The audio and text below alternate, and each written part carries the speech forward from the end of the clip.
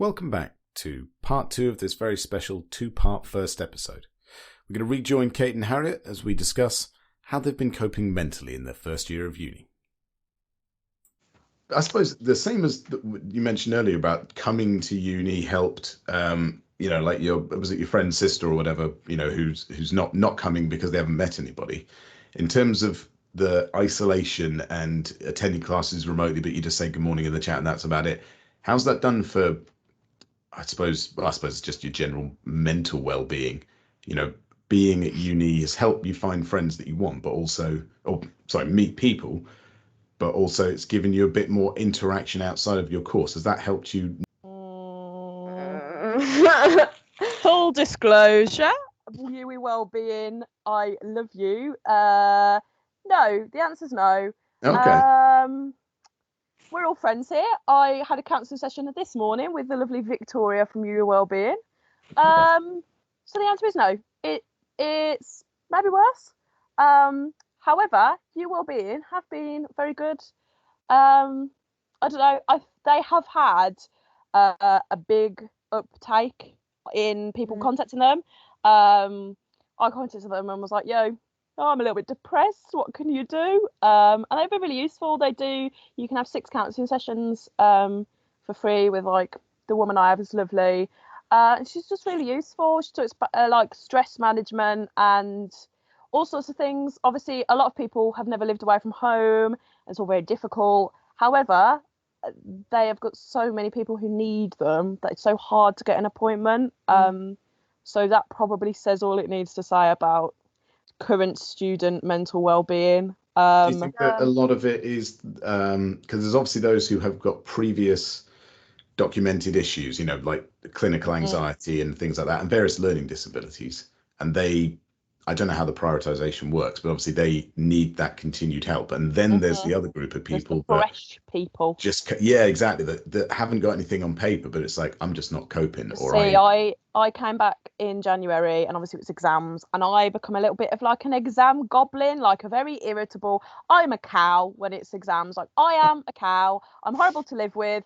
After I finished my GCSEs, my mum was like, "Are you going to stop being a cow now?" And I was like, "Yeah, sorry." Like, I just get in this little, like, my room will be an absolute tip. I will just sit at my desk and eat rubbish and make a mess and not speak to anyone until exams are over. And then exams are over and I'm like, oh, like, I am refreshed. And I finished exams, and what I thought was exam stress was really just depression, like full sorry for being all deep and whatever. But I contacted Wellbeing and said, look, I did exams, thought it was exam stress. Exams are over and I don't feel any better. Normally you expect that relief of like, close the laptop, you've just done your last exam, freedom. And it just never came to me. And I was like, right, this is not the best. I can't go home, can't see my mum. I haven't got anything on my plate really. Like, after exams are finished and it was the start of semester 2, I was like, what am I sad about? I've got nothing to be sad about.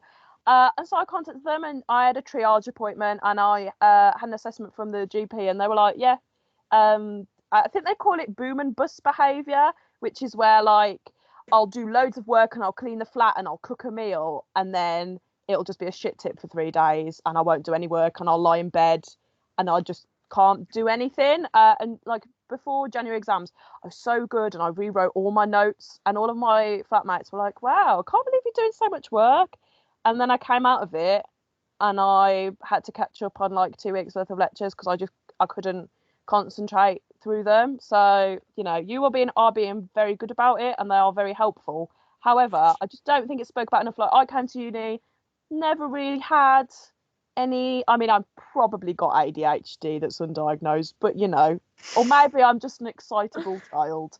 But for people who are like fresh to the requiring help, it's such a big step to take. Like, you come to uni being like, oh, I'm going to be all cool and independent. And when you need help, it's so difficult to go there and ask for it. But like Kate saying about the loneliness, it's just wild. But the out of hours wellbeing team are so bloody fantastic. I've phoned them in distress multiple times and they are bloody fantastic people. I suppose you need that out of hours, don't you? Because I mean, some staff do respond to emails in the evenings, and you know how strict I am with that. Like once I'm downstairs being dad, I'm not doing emails and that sort of thing. But it must be quite difficult for. I mean, Kate's called me a few times. It's usually for a thing, and we just end up talking. It's not sort of the it's all hit the fan, and I need someone to talk to. It's normally just got a quick question, and it just leads into a chat. But it must be really hard for you guys to feel like A, you can ask for help at all. B, it's like, well, there's these well-being people, but there's like 9 of them and 90,000 people asking for their help. But how do I contact this person that's supposed to be partly responsible for me, i.e. me and your tutors, and just say, look, I am sinking here and I need to. I mean, I'm not brilliant at that, I got to admit, because I'm very much I'll just find a solution to a problem and sort it kind of person. I'm not very good with stress. It's very easy to bottle things up at the moment. I find every tiny little thing that happens just keeps getting bottled up and bottled up and bottled up. And then a very small thing will happen, like there'll be like loud shouting in the courtyard at 4 a.m. and I'm just in tears on the phone to wellbeing. Like, no, the thing is as well, I don't think you, like, let's be honest, Chris, you probably don't expect that of me and Kate. I don't think we come across as the kind of people that do struggle and do sort of, I don't know, have these days where, like, I will have days where I can't get out of bed and I feel like it's not expected of me, whereas some people, it's just sort of like, oh, they're just, just being lazy, like not doing any work, whereas a lot of the time, even my flatmate said to me the other day, can you do your washing up? And I just went, Dan, I got out of, probably shouldn't say his name, Michael. No, it's right, he won't listen to this. I said, I managed to get out of bed and get dressed. That's probably as far as I can get today. So should we just do the washing up? Okay, thank you. And I do think it's so hard, especially to rely on other people, like of our peers, because I cannot be putting that on someone else. Like my bird, obviously at home, it's kind of my mum's responsibility to deal with my stress because, she birthed me. Yeah. She births me and whatever, and she's got to deal with it. But when your peers are the people you live with, they don't have any responsibility for you. Like, they don't have to look after you. See, I'm the complete opposite. I go to my flatmates, I go to my friends or anything with all my problems, and the one person I don't go to is my mum because I don't want to burden her and have her worrying about me being away from home. Yeah. That's from a parent perspective, that's a worry though, because I don't want to know everything going on when like, my kids are the same age as you guys. I don't know everything going on. I want to have that, you can always call me and I won't tell your mother it's fine sort of thing. Like if you need help, I'll help you. And we won't, I want them to have that, but I'd want to know if something isn't right because it's my job to make sure you're all right. Yeah, I do. As we do talk about things like coming home at Easter, like now, we do just kind of have like a reset, almost like everything that's happened, we talk about it all. And I do like keep it up to date with like little things that happen, but I don't tell her when I have a full-blown mental breakdown because I don't want to worry her. Yeah, that's hard to do. I think it's right about the peers. It's like figuring out who are the people that you can unburden on, because well-being are there to do a job and there's only so many of them to go around. And then your peers, you think, well, you're probably like, I wouldn't have thought that you two would, because you're so engaged and you don't miss anything and you get involved, I wouldn't have thought that you would go through, which is probably an unfair assumption, that you are having lows. And but so I think that's common though, because we're so outspoken and talk about how we're feeling. It hides it, doesn't it? Yeah. Do you know what? It's a really common symptom of like attention deficit disorder. People think that you're a perfectionist and that you get loads of work done, where really you're just scared of being not pleased. I'm a people pleaser. I'm not actually. Kate's like, are we ADHD? Okay, we are. She's wondering again now, yeah. But like people are like, oh, you do so much work. Oh, you get so much vision done. I'm like, no. I am scared of failure. I am scared of disappointing people. I feel physically sick if I'm behind. Like, I have got a lecture to do. I have got Friday's lecture to do because I did that exam. My brain shut off. I packed to come home and I was in home mode. So I have still got a 3-hour lecture to do that I did go to. So, Chris, sorry. Wait, was it mine? No, it was CBAG. No. But that's fine. Yeah. I did an exam and I'd spent all week getting myself like pent up about this exam. half an hour later it was over and I passed, and I was like, oh, okay. But Reward that's what I yourself. try to tell you guys all the time about, it's a bit like an interview. It's just a conversation. Or like when staff are a bit worried about a lecture and go, I haven't prepared, and you go, but you're the one that wrote it. You'll be fine. Don't Yeah. worry. So I think it's finding someone that you can. I mean, I'm sort of I like to think I'm one of those people that a student could call and know you can put whatever you want on me because I don't get stressed because I just sort stuff. I take on more than I probably should, particularly at home. I'll just go, look, it's easier if I just do it all for you, and that way you're not worried, and I do it for the kids and everything. But I think you're a bit right, as it were. You're right, Harriet, in that a lot of overachieving or going for things is a control mechanism. Because if you're not in control of the situation, it could crumble. Now I'm the arrogant side of that, where I'll know it will get done right if I do it. So it's easier for me to than risk someone else making more work for me later by screwing it up. But there's the other side of it where it's, if I'm not on this, if I'm not doing that, if I'm sat down without a purpose, what's the point? And that's quite worrying. And Kate's right, it's not spoken about enough. Yeah. I'm very good at displacing my feelings, and I like to take a lot of stuff on. I like to be busy to kind of keep myself away from my thoughts, as it were, almost. Yeah. Like, I work, when I was at college, I was like 5 days a week, 9 till 4:30. I was working Fridays after college because that was 9 till 12. I was working Saturdays and Sundays. So I was literally 7 days a week, all the time working, and then I have my boyfriend to contend to, have my friends to, see. And then in the first lockdown, everything was just taken away. They took away work, they took away college, couldn't see my boyfriend, couldn't see my friends. And that, it was like I didn't have anything to displace anymore. I didn't have anywhere to put all my energy into, so it didn't have to go into me almost. The first lockdown was super difficult for me. And I was like talking to my flatmate. He was telling me, he was like, oh, I love the first lockdown. It was just like a holiday. And I was like, the first lockdown was actually the worst experience of my life. Like, I can't physically put into words how awful that first lockdown was. And I feel like a lot of students are still struggling with that.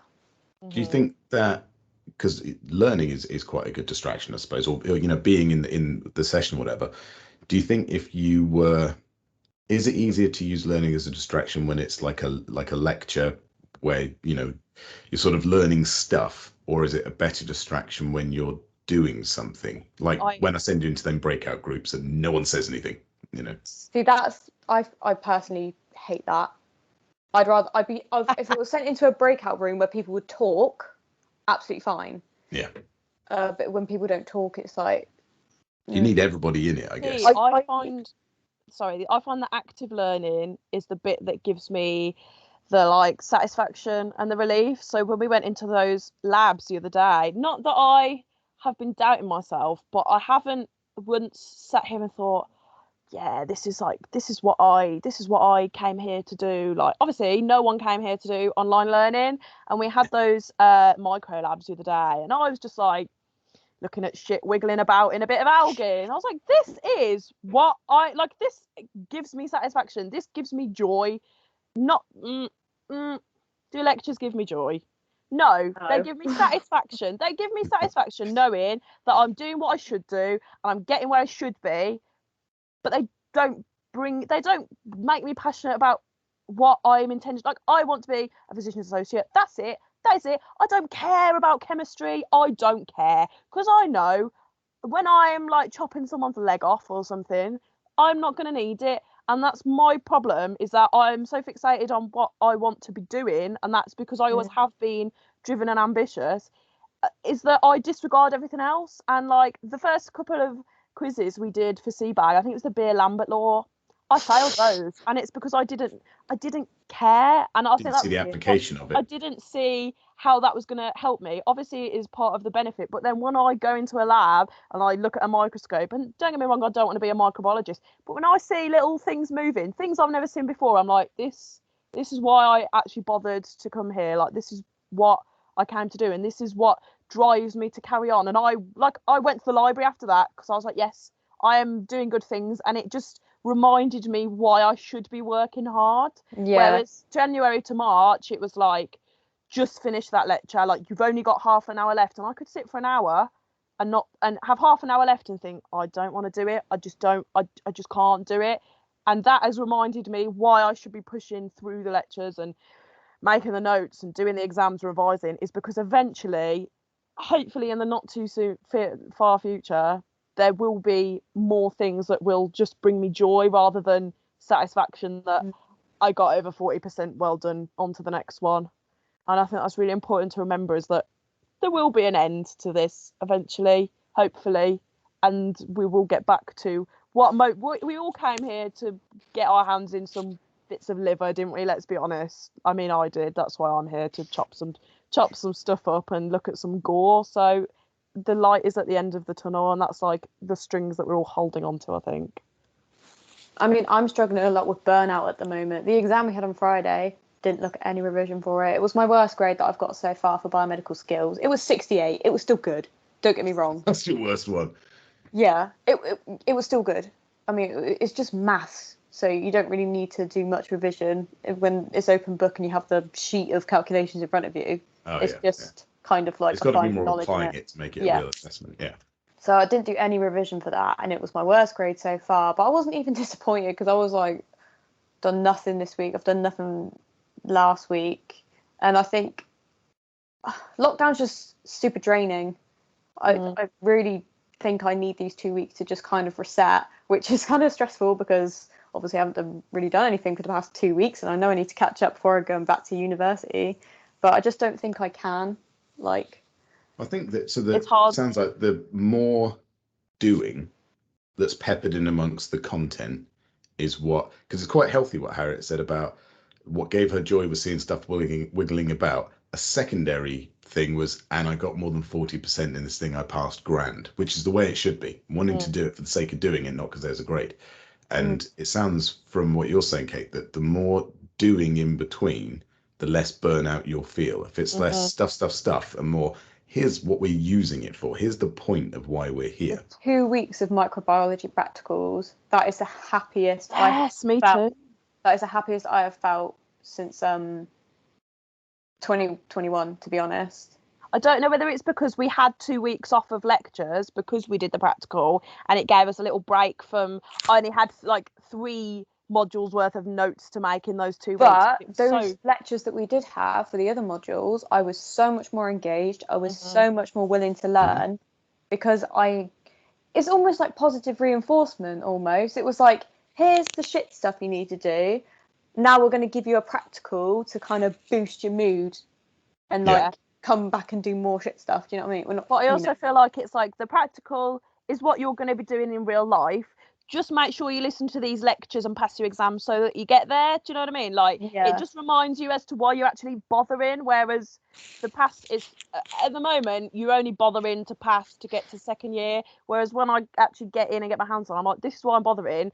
This is why I'm working towards it. This is why I'm saving money to pay for a master's, even stuff that's not really academic. This is why I go to work every day, to pay to get me where I want to be. And it's so easy to forget that, and so many people find it hard to plan for the future. I'm really lucky, I know what I want to do, and it's easier to look forward to it, whereas some people that don't know what they want to do, having nothing to look forward to is beyond difficult. See, I don't really have a clue, and Chris knows this because I was like, what do I do for my modules?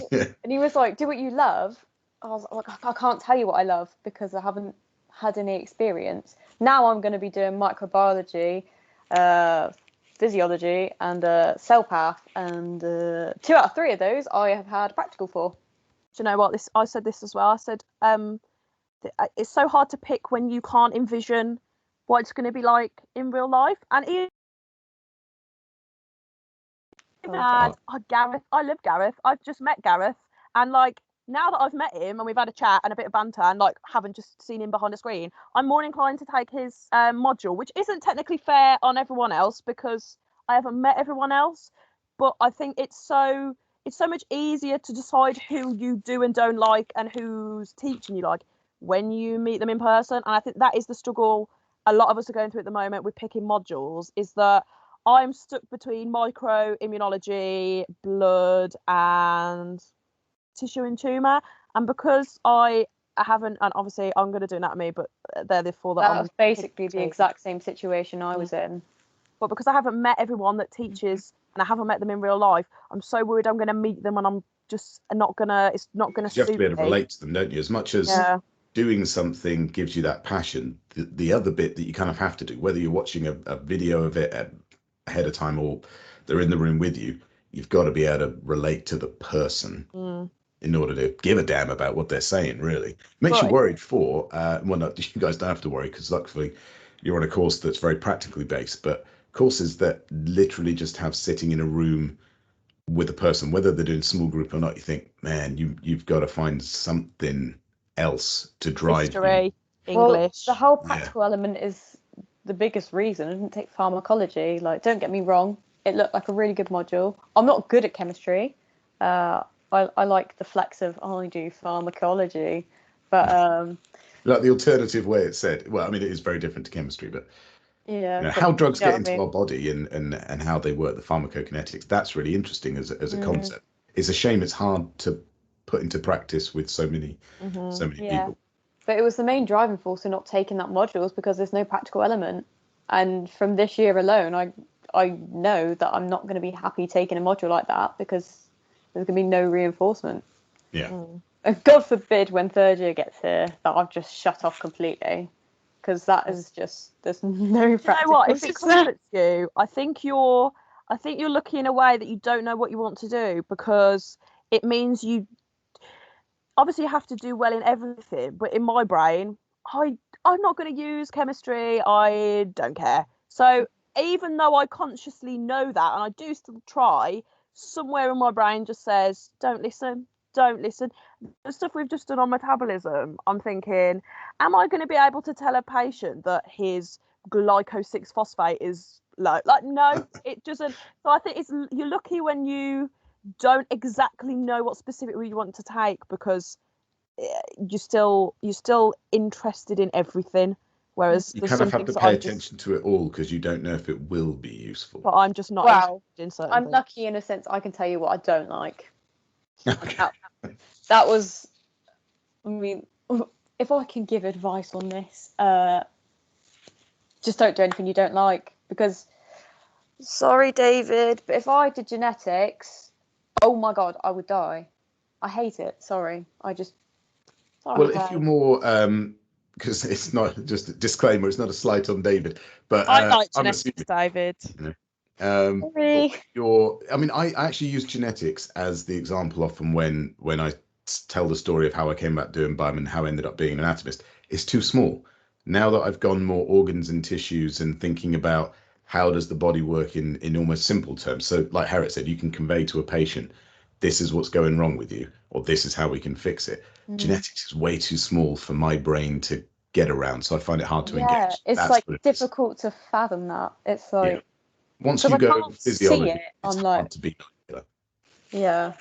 But you know what, as well, saying this, we've been discussing it in our PST, saying it doesn't really matter what, because I keep saying what's going to be most useful to me as a PA, and John, my tutor, keeps going, Harriet, you're going to do a master's, it does not matter, because as long as you've passed, they'll teach you after, like, it's irrelevant. And it just keeps saying, just do what you're going to be good at. And I keep saying, I don't know what I'm going to be good at. It all depends. Obviously, anatomy, I tend to like more because I relate it to the job that I want. So I enjoy it more. So I do better. But even last week when we did that practical, we wrote, see, I keep burnout again. Our group wrote up that glucose tolerance test, and we really thought about it. We were like, yeah. And then we did that quiz after 2 hours of writing. 16%. Sorry, 16. And you know what? Right, don't pull that face. It was negative. I feel bad. Yeah, okay. It was negative marking. No. The quiz after. 16. Yeah, there was negative marking. Was it? Yeah. I even said it. Thank God. So there was negative marking because we were doing it and we were like, oh my God, we're so gonna fail this. And then I was acting like a martyr. So it was a decision tree. So if you made the wrong decision, that it's kind of like you can't just guess which drug to give a patient and hope it's all right. So we didn't even get to the drug part, Chris. Don't worry, we chose the wrong bowl. I don't think there wasn't a drug in it, but it's that sort of, you remember like the ilium spelling, and you can't go getting that wrong, because that's how someone gets a chunk taken out of their pelvis rather than a biopsy of their gut. So you can't sort of go, there's no penalty to being wrong when it comes to clinical You can just decision. cut this bit out because no one's going to know what you're talking about. But you know the quiz questions after? Yeah. Is it that negative marking? Yeah. Well, I was being a martyr because in my group when we did it, I was like, I'll put the answer first, and if it's right, I'll tell you, and if it's wrong, I won't. And then they were all wrong. Oh, Chris So told then- me not to do this because And I was wrote like, instructions. I said, a don't people use anyone as a pleaser. guinea pig. I'm a people pleaser. I was the guinea pig. So everyone got about 40%, and then I was like, I failed. Oh, anyway, man. See, but that I is was my kind of the problem. guinea pig, and I was like, I'll go first, and then I got it wrong, and I was like, oh, and then they were like, was it wrong? And I was like, Chris told me not to tell you. Time for you to Yeah. find out. I need friends, So I'm so knackered. like that's so yeah. It But even no, said below the quiz, don't use anyone as a guinea pig. Discuss the things, but make your own decisions. Don't wait for someone else to input the answer. yeah. But after 2.5 hours of writing, we were all like, let's go to bed now. Just Like, go let's through it. Okay. Anyway, but that's my problem. Is like I'm good at anatomy. That's fine. I'm good. I'll do that.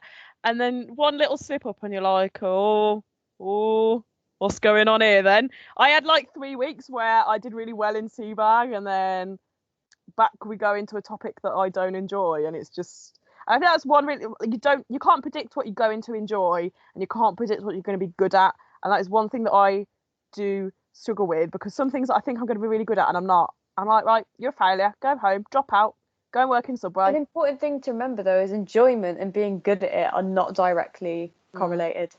Like, I enjoy chemistry, but I am awful at it. But I'm I'm hard so at bad. distinguishing. I'm really hard to pick between the two, which is why I'm stuck with my module choices, because the things I am not good at, I kind of like. I don't think I'm that good at micro, but I just think it's interesting. So I'm really struggling to pick between the two because I've absolutely no idea what I will be good at, and I just think I suppose with that, because there's often I don't know if it's a mistake or not, but thinking of being good at something as the marks you get, for example, rather than how much you enjoy it. Like micro, you don't know if you're academically good at it yet until there's been an assessment, but when you're doing it, it's enjoyable. So from say a PA point of view, it's the way that you think is important. That thinking through a problem and looking at all the different possibilities and determining what could be. And if that's the way that you think, then you'll be good at things that align themselves to that way of thinking. So my memory's awful, but I can take the bit that I do know and use it to figure out everything else. And so that gives me like a diagnostic way of thinking. That kind of helps me seem smarter than I probably am. I've got very good at realising that just because I get a good grade or I get a bad grade doesn't necessarily mean I'll be a rubbish employee. Yeah. Like, the further, I mean, I kind of realised at GCSE, kind of did at A-level, had a bit of a backstep though, and then I got to uni and I was like, people aren't going to sit me down every 2 weeks and quiz me, are they? But my worry is that I get a good grade and they give me the job, and then I'm a shit employee and I kill someone and I don't know what's going on. That's my worry. I'm pretty sure that's where the training comes in during the masters. Yeah, that's what John's doing. I mean, I don't know. Maybe it's just like an education thing, but it's all very independent. But it's never independent in the real world. I mean, I don't know what a PA does really, but I know with biomed, it's never going to be me going, yeah, that man's got a grade 4 stage 4 tumour in his bowel. They're not just going to be like, okay. They're going to be like, right, let's have someone else follow that up because you've only been here for 6 months. There's always going to be that multidisciplinary teamwork thing, and you're always going to have people to bounce off of. Yeah. It does go back to the whole mental, well-being type of thing, that there's always someone that you can, once you identify the people that you can go, I just need to tell you what a bad day I'm having. And then there's the people that just give good hugs, and which staff aren't allowed to do. But that sort of thing. Once you figure out those people, which friends you can go, right, I can tell you this thing and it won't bring your day down, and I'm just soundboarding, or you're the one that will be able to tell me to suck it up, or that it will be all right. I'm the worst, particularly from my wife's perspective, I'm sure. I'll say the thing, I'm terrible at saying the thing that she wants me to say, even if I know that it's nonsense. Like I say, I'll solve the problem. I'm not very good at saying what people want to hear. I'll just say the thing that I think will help. But sometimes you just want to be told everything's going to be all right. You want to be fed a bit of a line because it just helps you get through Well, I that know what next bit. flatmate to go to if I actually want advice or whether I actually just want a hug. I mean, we all know who I'm going to if I need advice, let's be honest, because he solves all the problems. But then I'll just go to my other girl flatmate if I just want a hug or I just want someone to just listen. But do you know, I think that's really important academically as well, which we have missed out on this year, like passing people in the corridor, saying hi, you're right, seeing like bumping into people in Starbucks and whatever. Because when I was in high school, I had a teacher she's my GCSE biology teacher, and she's the whole reason I did A level. She was literally like, people have like a working wife. She was like my working mom. Like she was very similar to my mom. She's divorced. She's got a daughter. I don't know, me and her, we just clicked. She was literally like my mom at school, and having those relationships with academics, and obviously it's a little bit different when you're now in uni because not equals, but more equals than you are when you're at school and it's like teacher, student, whatever. Don't use their first name, it's disrespectful and whatever. I think it's so important to identify the people you can go to when you just need a chat. I used to go and sit in a classroom at lunchtime and just bitch about all the other students. It was brilliant. But then also identifying the people you can go to when, like, I'm really sorry, my course works late, please can I have an extension? Those sorts of people that some people are just, they're warm, comforting, nice, and then some people will. For Chris, he is every one of those people for me. All of those people. But I think it's so important to identify who you can go to in which situation and which people that you've got. And I think that's the problem that we've got with not really having chats and discussing and meeting our lecturers in real life, because it's really hard to identify what kind of roles those people will play in your life. And it's been really interesting. We've been talking, my lady from Wellbeing, she's lovely, she's been talking about, I've just googled it because I think it's interesting, the Karpman drama triangle, and it basically says that in any scenario a person's a persecutor, a victim, or a rescuer. And so if you a lot of the time I put myself in the position of a rescuer, where if people have got troubles, I will be like, tell me, I'll sort them out, don't worry, I'll sort them out. People describe me as the bulldog friend, which I don't really appreciate, but I get where they're coming from. Like, if someone has got an issue and someone is telling something, I will say it on their behalf. But when it comes to me personally, I don't actually really like conflict. If it's for my sake, I'll avoid it. But if someone else is in trouble, I will gob off and defend them and do whatever. And I think it's really important. I don't think I've ever related to something so much in my life. But it's really important to work out who you can have that relationship with. Like, there's, like, if you annoy me, Chris, I'll be like, come on, shut up now. Like, carry on. Just come on. She does do that sometimes. And I do. And like John, my PST, I'm like, bye John, love you, see you next week. Like, our tutor group, and we have a little, his little, bless his little heart, we give him all our problems and he sorts them out. And I think identifying who the roles that people play for you is very important in just well-being in general. So that is why I'm excited to come onto campus and just like see people and have a little chat, and have those proper support. It's that support structure, isn't it? Who's my person for this? Who's that role? Who's the pastoral one, the academic one, the what the hell do I do with my future one, and the I just want to vent at you one, that sort of thing. Public apology again for you, Chris.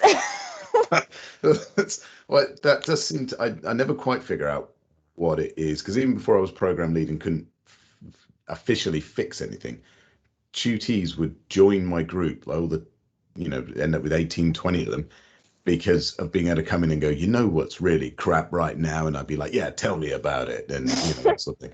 And I kind of like that, because I've said it, that lots of big meetings, people saying, oh, this is really hard and that's really hard staff-wise, and I say, look, our job is to come in here and give these young people, students, whatever, the best opportunity to be the best they can be, to go out there and make a difference. And sometimes that means picking them up. Sometimes it means giving them oh, come on now, suck it up.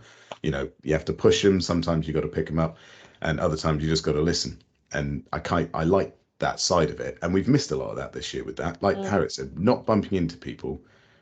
And actually, like you said with Gareth, that having physically met him you're more, I get what you're about now, and I think me learning from you would work. And I think we're missing that a lot in the bumping into. But I think as well, from students' perspective, I don't think a lot of students, like, because I had that relationship in high school, I have learned that it's okay to have those relationships throughout life. Whereas a lot of students, particularly students who either, you know, didn't get praise in high school or didn't really like, when I was in high school, we used to have girls' drama all the time. We used to always have drama. We used to always have fights, not fights, but like arguments and things that get sorted out. And I think if you have never relied on pastoral care outside of the home, um, when you were younger, people don't tend to seek it in their adult life. Like Then my where to mum, find when you come to my uni. mum is my best friend, but she doesn't know how to help me revise. Like she doesn't, I can't ask her that. She works in a school. She deals with bloody school kids all day, every day. She does not want to come home and have my academic worries put on her. But, you know, if one of my flatmates is annoying me, you better be sure she damn well wants to hear about it. Like she's also the bulldog friend. She's the bulldog mom. But I just think people don't understand that it is all right to seek those relationships with, like, not only their peers but with their academics as well. And I do feel like academics appreciate that. Like, I feel like our tutor group, we're like John's children. We're like John's big, grown, annoying children. But I mean, it's probably, if you listen, John, I hope you appreciate it. But I feel like that relationship is nice. And I've already said to him, if I do a placement year and come back and all these lot have gone, will you have me back, please? Like, I don't know. That's I the feel like, standard nowadays. yeah, I feel like developing those relationships early will put you in good stead for like the next few years. So it's important. Yeah, we Be used to have nice. that with once you went to final year and you had a project supervisor, they became your personal tutor. And that never made sense to me because that person hadn't spent 2 years, maybe three if it was a placement year as well, getting to know them. And suddenly you're like, right, I'm here to support you. I'd never seen you before in my life. It made no sense to me. So when we changed it to the same tutor for the entire time you're there, I was like, thank God you can see them out, as it were. You can make sure that they're all right the whole time because final year is different, hard. I think You it's need that super support there. important as well to make sure your tutor is someone you can talk to. Yeah. Because I had a different tutor before I moved to yours, and I didn't have any kind of relationship with him because we had tutor once, and like he didn't really email me, and there was no communication or anything, and I was already coming to you with all my problems anyway. I was like, we might as well be my It's a tutor. simple transition, isn't it? Yeah. But I think it's important not only that they don't talk to you, like encourage them to talk to you, but that they talk in general. Because I know, like, even we've had like the past few weeks, we were discussing our infectious disease coursework, and then we rocked up to our meeting, which we have every Wednesday. And he was like, "What do you want to talk to us about?" And I was like, "Nothing really. I'm just eating my dinner, drinking a cup of tea. I'm just here to have a chat." So I don't know whether it's equal parts, pestering them to talk to you, but also to have it back is really nice. We just sit for half an hour. If we've got something to do, we'll spend an hour. We'll talk about coursework. We'll talk about modules. We'll do the work we need to do. And if we haven't got anything to talk to, we'll cut it down to half an hour and we'll just sit and have a chat for a bit and talk about dogs or, John's comedy t-shirts or something, just something nice to talk about. And I think that's really important because I don't see people outside of my flat on a normal week. Do you think that will change much when you're back and suddenly PST is hopefully timetable? But at least, like, I think what I would do if it wasn't is similar to what I've done with my group, with once a fortnight. Not John with once a week. Jesus, he's showing us up. I don't think he has 3 levels. I don't know if he has one every level. So I have my project one, and then I've got a level 1, level 2, level 3, and I do it 1 week. Well, he's got all of semester 2 for level 1 free now, hasn't he? So that's true. He's free as a I bird haven't now. seen him since December. Because of the micro side. Missed So I him. suppose that would still schedule, but for in an actual room, and you would hope that people would still come along. Do you think you'll still physically come along to a room? He'll still be there because we're contractually obligated to show up to that room and sit there even if no one's there. But do you think you'll go along as much? I think I would. I'm living with one of the lads in my tutor group next year, purely because we spoke on Teams during Block Zero, and I think we did one lab together before Christmas, and then we were like, right, fair enough. Like, we're on the same course. It's nice to move in with people that I don't know now, because it's like a bit of a fresh start. So, but we, like, even when we did infection and disease, we were like, what day are you all picking? Like, let's all pick the same day. We sit with each other, we have a chat, only because we're kind of forced to know each other because we're in the tutor group. However, we'll go out, we'll go and have lunch and whatever. So although it is sort of, you've been put in these groups, be in these groups, it's nice to know who's going to which lab, that we know someone. Between the like 5 or 6 of us, between Tuesday, Wednesday, Thursday, there was at least one other person going on each day. So it was nice to have a little support network, and like we met for coffee beforehand. It's just nice. It's just like uni. I mean, Kate's got a face on now, but you've got that so a bit in your group cute. as well, because you've got, I mean, there's Pippa and Beth to a slightly smaller degree because she's further away, but Pippa's there. In fact, you three, I'm sure, are the new joiners to the group. There's a few main ones in my actual the originally timetabled one. Well, Pippa and I came from the same tutor group. I remember messaging her after you were like, yeah, that's fine. I was like, Pippa, I'm really sorry, but I'm ditching you. She was like, I'll come with you. And she was totally in. So I think you have that a little bit as well, and it definitely does help. I mean, I always refer to the group of I don't think you've had it, but Alice and Jazz and Becca and Rodri and all that lot were like siblings, and it was that little family type thing, and they come to me with everything going on, and that makes you, not that we care any less, but it really makes you really care about getting them through and getting them through well, and every type thing, and just making sure they're right generally. Like when Alice came to my office and her granddad had just had a stroke, and she was just, all right, that his is the nearest place I can go. I've just had this phone call near, and they're like, oh, I'm not allowed to hug you, and I'm really bad at hugs anyway, more of a there kind of way, but I'll give my best to be empathetic. I'm terrible at that, but I tend to make jokes more in awkward situations than actually help people. But because we'd already had 2 years of them being this little sibling group and being so tight, and that's the similar kind of thing that you've definitely got in John's group, and this subset in my group for UK is developing as well. And hopefully, exactly as Harriet said, that will happen more when you're back, and you'd be like, you know, every lecture break you'll go get a coffee. It does make it a nightmare for breaks. All right, better have a half an hour break, everyone, because the queue is enormous for the coffee place now, because no one's had one in a year.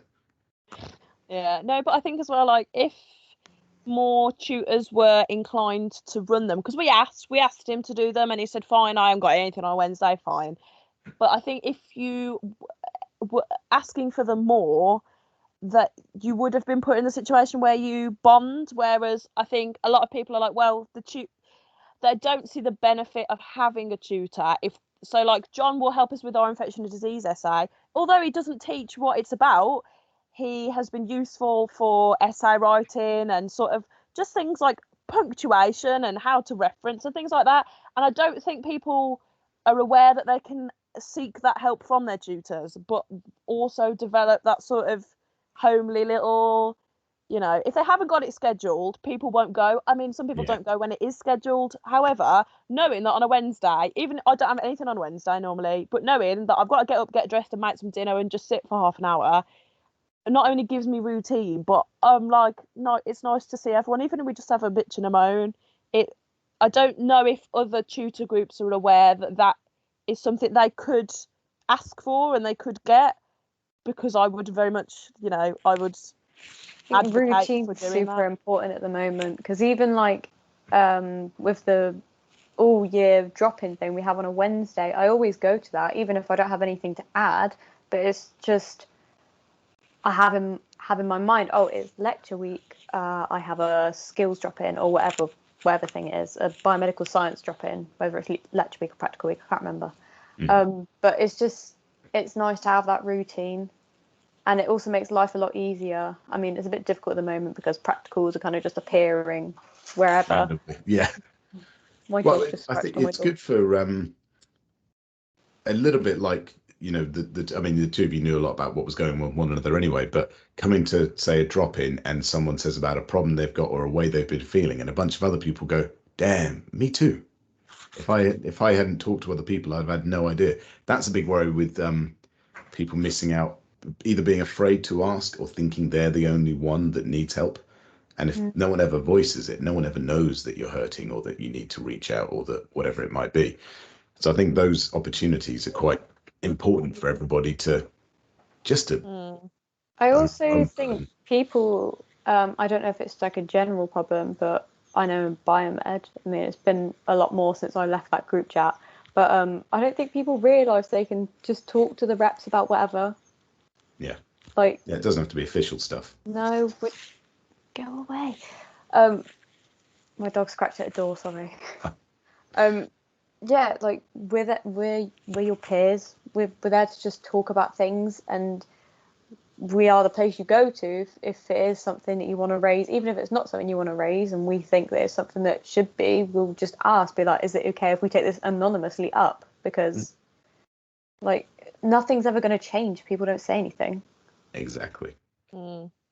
Bless them. I had someone message me about 11:30 the night before pretty much all the coursework deadlines, asking me like, oh, how do I submit or how do I do this? I have no idea who they are. There's no name, there's no face, there's no profile picture on WhatsApp. But I think it's a girl because they always message me and say, cheers, hun, and I'm like, you're welcome. I have no idea who it is, but if I know the answer, like, it's fine. Like, just ask me, because I'd prefer to be able to help me, because then when I have got the day before a biomedical science exam and I don't know how to use this equation, someone is always there to tell me, because, you know, I scratch your back, you scratch mine.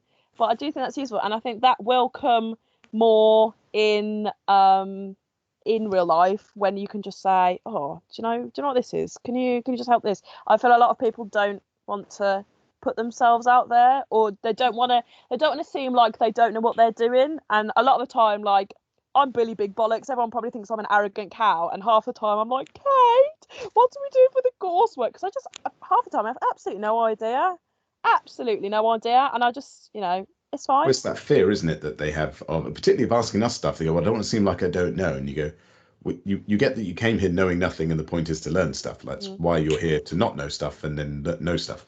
And so I don't know if I said it in your first lecture, because it's slightly harder to do it, but when I ask a question of a lecture group and no one says anything, but it's simply because you're afraid of being wrong. I don't care if you're wrong. No one should care if you're wrong. And if anyone laughed when you get it wrong, why didn't they answer? Because they can only laugh if they know the right answer. And students so often go, well, I don't want to ask how I submit this because I'm afraid that they'll say that I wasn't paying attention, which often I've done like a video and a message and sent smoke signals around the house. So really there's like 19 ways I've told you how to do it. So maybe you weren't paying attention, but you still shouldn't be afraid of asking, because that's way better than not submitting at all and then having to do a reset. Just ask for help, because no one, if someone does care that you're wrong, well, I realise we've said a few swear words so far, but I probably shouldn't. They're a bit daft. Loads of better words I could use for that, but yeah, bit douchey. Like, I think so. Like, sometimes I feel like me and Kate were in a practical, and I was like, Kate, I just went for a wee and I've missed like 5 minutes worth of stuff. Like, what's going on? Can you just tell me? Because, you know, sometimes you aren't listening, and I mean, it's fine. Like, we're all people. We're all human. You know, exactly. You just miss out on things sometimes, and I feel like if you miss out on things and you don't ask for the help that you need, the like snowball of stuff where you're behind just gets bigger and bigger and bigger. Whereas if you'd have just asked one question, like, I find myself, if I get to like the last half an hour of a lecture and I'm completely burnt out and I can't listen, I'll then watch it on a recording, and sometimes I'll go to type a question and I'm like, shit, I wasn't there. Like, I'm watching the recording, and it's only because I couldn't manage the last half an hour. Like, my brain was hurting, I needed a break, and I'm like, oh. So then I end up having to ask someone and going, I was in the lecture, I am just watching it again. Please, can someone answer this question that I should have asked, but I didn't because I was actually out the room. And, you know, it's fine. Well, that almost suggests that there should be that ability to follow up afterwards, where you can ask anybody, but it can also be us that we can answer with. Well, I still think there should be a half an hour. I know it's a long time because that then makes it 3.5 hours, but I still think that lecturers should hang around for half an hour afterwards, or have a drop in at some other point in the week that's specifically for that lecture. Because I don't know about you, Harriet, but it's only after and I've actually thought about the material that I'm like, I actually have a question, because I can't take it in and then process it and then think of a question all in like the space of 5 seconds. silly things for me. So like a lot of the time, if I'll make notes. So I'll watch a lecture, especially if it's a lecture that's either got loads of words on the slides or it's like diagrams that need talking about. I'll either go and print the diagrams off, or I'll sit and write them out to the recording, so that I'm not like getting bloody carpal tunnel trying to write so fast. And even like some like what are they called, abbreviations that are on the PowerPoint slides, and I'm thinking, not CNS. I know what CNS means, okay? Don't judge me. But just like that, I'll be thinking, what does that mean? I can't remember what that means, and I'll be googling like there were CNS lots science. in What does it mean? cardio lecture, and it was not ECG, because I know what that means, but it was like just little. It wasn't even like abbreviations. It was just like taking the first initial, as it were, of like, say, I don't know, blood volume. It was BV, but you didn't make I that didn't know what connection. that meant. I had to Google It's it. basically like watching an episode of Line of Duty. You have to sit there with a notebook, waiting for them to say "chiz" for the 20th time again. Now, what was it? Last week we learned what that was. What was that one again? And even now I can't remember when we watched it last night. So all those abbreviations, and you get hit with a million of them. And I feel Still stupid daft going, asking. what does BV stand for? And everyone's like, it means blood volume. And I'm like, thank you, sorry. And then it gives people things like BV and BP, blood volume and blood pressure. And they're like, is that the same thing? Well, what was it? Like the low last ventricle. I don't bloody know. Who knows? This shows how much there's never really going to be a case, except for the ward rounds and a consultant, when I go, what is that? And that happens. So it's not, you're going to be able to look this stuff up all the time. And it's that fear of seeming like you don't know what you're talking about. So I think, and actually in the survey I put up for you guys about how do you want your content delivered, the absolute winner at the moment by at least a third, and then second is what we do at the moment, but live on campus, 3 hours in the room with you. And it's the winner, the 2 hours, and then a 1 hour. It's the 2 and 1, yeah. And if that one was purely Q&A, like not even let's do a small group work, do a case study in your 5s and 6s. If it was just here's an hour of Q&A and you come along to it rather than watch the recording, because that's the same thing, I reckon that'd help a huge number of people, because they'd be like, right, I was there, like the Harriet thing, I was there, and I've had 2 days to actually absorb it a bit and filter out the random stories Chris was telling about his kids, which happens a lot. And now I've got some questions that are genuine questions, and some of them are checks, and some of them I can't Google because I don't get what it was. And that hour could be really valuable. So if that's all it is, but it gives you a reason to come in and just hear that everybody that's the one also I didn't know that. Because at college we had the 2 hour lessons, and they were just enough. They were long enough that I was still paying attention, but they were short enough that I wasn't dropping off. Because I feel like the last hour of the lecture is always almost the most important bit, because the first 2 hours are kind of like the first hour is like the build up, then the middle bit is like, this is kind of important, this is like your A-level stuff, and then the last bit is always like, ooh, it's the bloated third act of a movie where the my concern is, to what extent are you able to condense it without it being like a military operation? Like, to what extent are you going to condense 3 hours to 2 hours? Because at the moment we still do have 3 hours and then the odd extra half an hour, because to be fair, that was at the start of the year. We did have a lot of, oh shit, I'm gonna have to do an extra half an hour recording because I haven't done it. I feel like people have got better with condensing the material. However, sometimes it just means them talking faster. I think one thing that, and it's got to be the same for all subjects, departments, unis, is we think that we need to give you a fixed amount of stuff, which makes no sense because it's the age of Google. What we need is to so we don't need to give you 3 hours of content. Maybe some of that early content could be, you don't want to introduce like prep material, but it could be, you don't need to know everything about this, because the aim is to get you thinking about, if we go with the diagnostic side of thing, so the aim is to get you thinking about how different renal diseases can manifest and where to find where the problem is. We need you to understand what comes before. I would like prep work, and I know it's quite controversial, but even if it's just like, if it was like, I don't know, a paragraph or like a chapter from a textbook where it's just like, read over this just so you kind of know what we're doing. Yeah, I think it has to be, you may find this useful as a starting point, what we Yeah. had this year with level 2 in particular was, it was thought in the summer when we were pivoting a lot, they're going to need lots of support to get through this online world. And so loads of people, here's stuff to do before, here's stuff to do after. And the second years in particular were saying, yeah, we feel like if we don't do that, we won't get a first. And now it's suddenly second year where you can't get just a pass because now it counts. So it has to be made abundantly clear.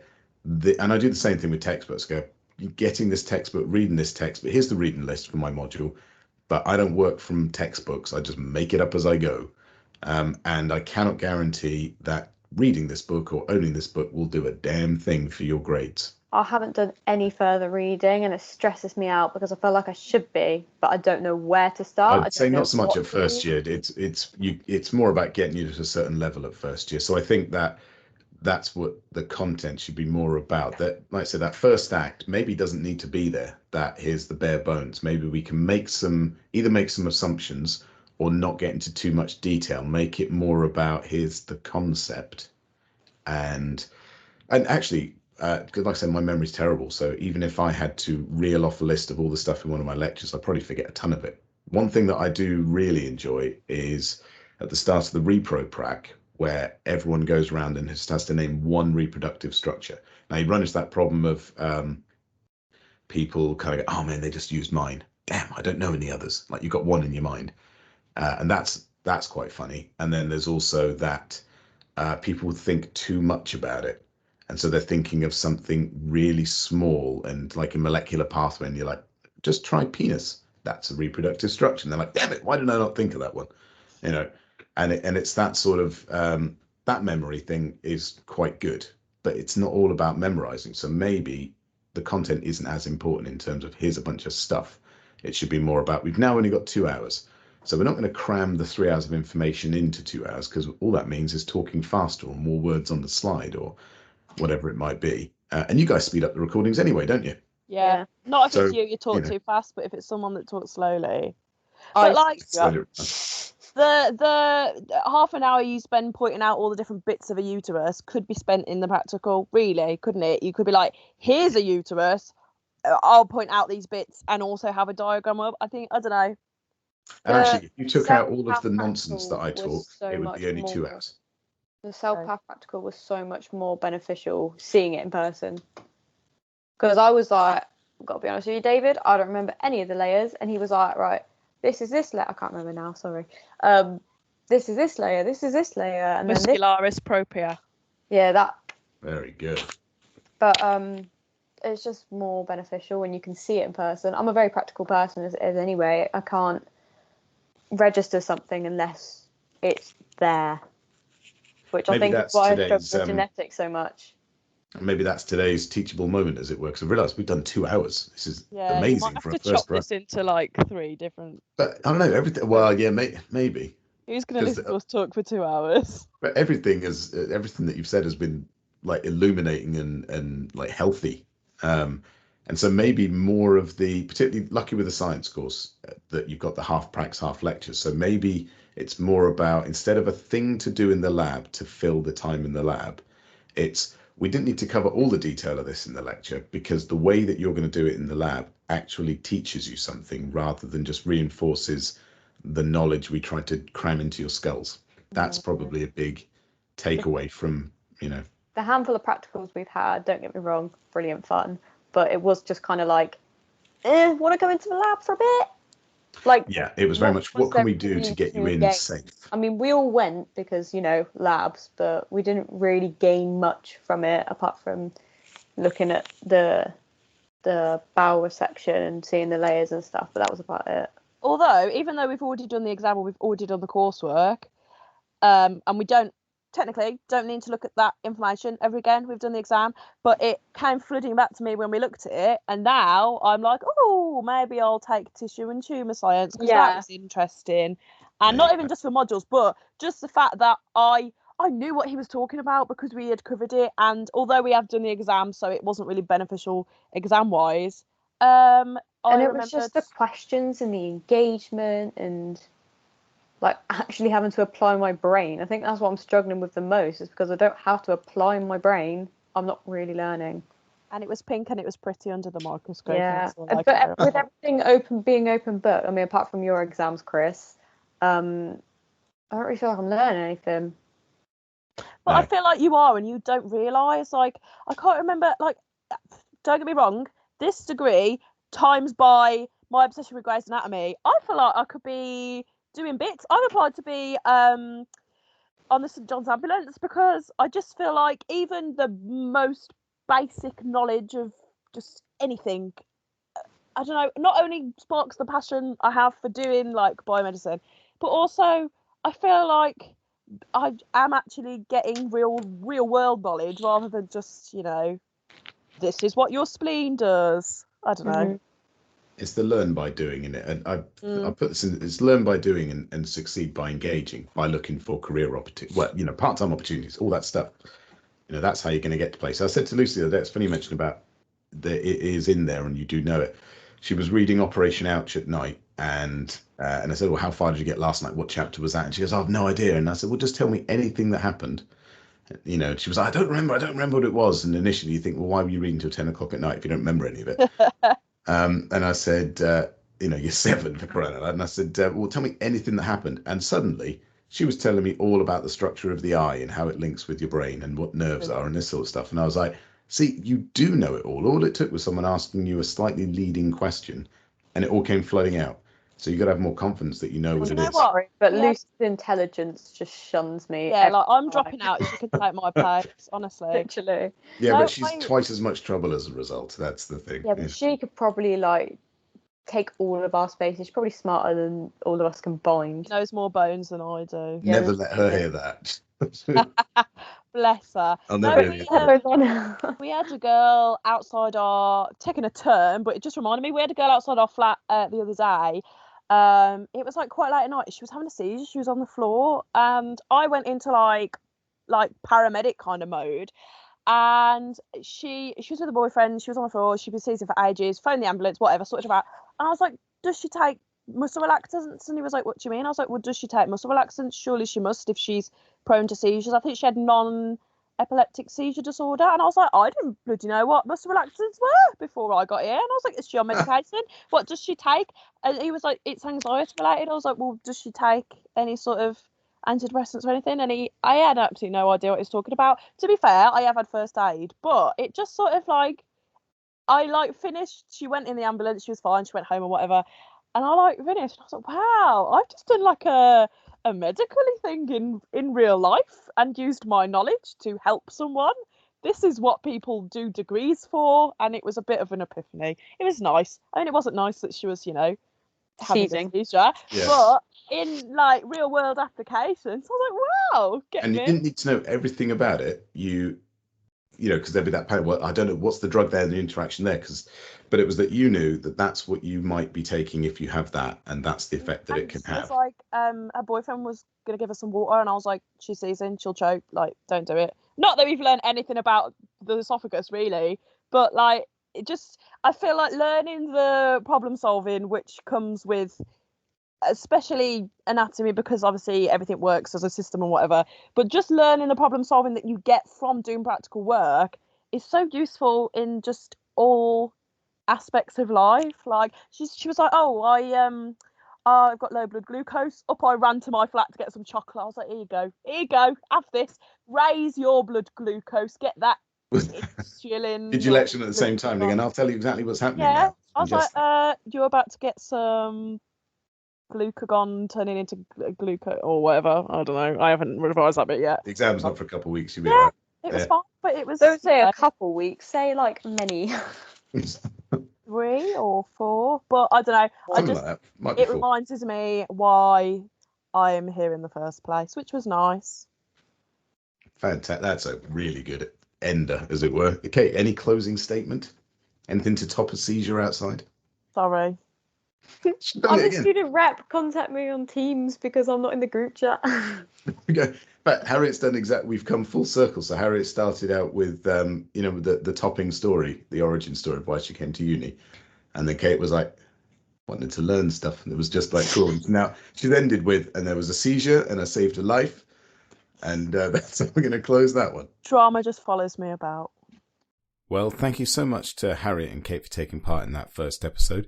I hope those of you that were listening found that there were things that you could identify with, experiences you've gone through yourselves, and really that you felt part of what many students are going through, and that you learned something, maybe even had a teachable moment. I'll see you next time. Thanks very much. Bye-bye.